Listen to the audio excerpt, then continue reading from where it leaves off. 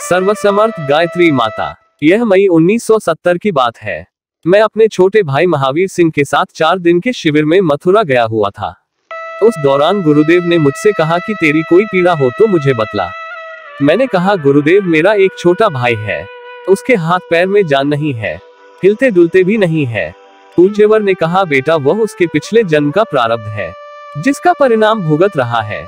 मैंने कहा, गुरुदेव अगर वह अच्छा नहीं हो सकता है तो ऐसी कृपा करे कि वह मर जाए, हम लोगों से उसका कष्ट देखा नहीं जाता। गुरुदेव बोले, मैं तो ब्राह्मण हूँ, किसी को मार कैसे सकता हूँ।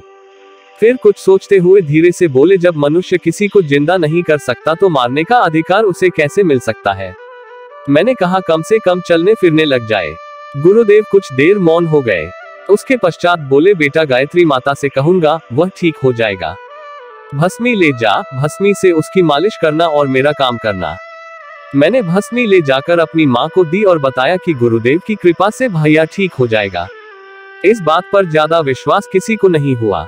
मेरे पिताजी को तो बिल्कुल विश्वास नहीं था। उन्होंने कहा, अगर यह लड़का ठीक हो जाएगा तो हम गुरुजी की शक्ति को मानेंगे। आसपास के लोगों में यह बात फैल गई थी, सभी लोग उसको देखने आते। डॉक्टर लोग भी बच्चे की स्थिति जानने के लिए आते। मेरी माँ ने भस्म को भाई के अविकसित हाथ पैर में रोजाना लगाना शुरू किया और महामृत्युंजय मंत्र का जप उसने निमित्त शुरू किया। थोड़े ही दिनों में उसके मसल्स बनने लगे। इस तरह देखते देखते करीब 4 महीने बीत गए। लोगों की उत्सुकता बढ़ रही थी, हाथ पैरों में धीरे धीरे जान आने लगी। धीरे धीरे वह चारपाई पकड़कर उठने बैठने लगा और कुछ ही महीनों में वह एकदम सामान्य बच्चे की तरह हो गया। किसी को विश्वास नहीं होता था कि यह वही बच्चा है। हम लोगों की खुशी का ठिकाना न रहा। पिताजी गांव भर घूमते, लोगों को बताते कि गुरुदेव ने मेरे बच्चे को हाथ पैर दे दिए हैं।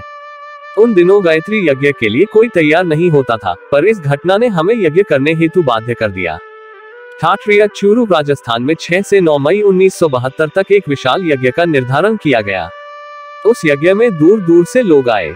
जो भी आता वह व्यक्ति पूज्यवर की सिद्धियों से अधिक गायत्री यज्ञ के तत्वदर्शन से प्रभावित होता। हजारों लोग दीक्षा लेकर गए, हजारों का साहित्य बिका। उस क्षेत्र में करीब 50 शाखाएं खुल गईं।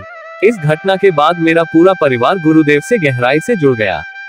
मैंने स्वैच्छिक सेवानिवृत्ति लेकर 22 अगस्त 1998 को स्थायी रूप से सेवा दे दी। तब से उनके चरणों में रहकर उन्हीं का कार्य कर रहा हूँ। राम सिंह राठौर, शांति कुंज, उत्तराखंड। अद्भुत, आश्चर्यजनक किंतु सत्य पुस्तक से।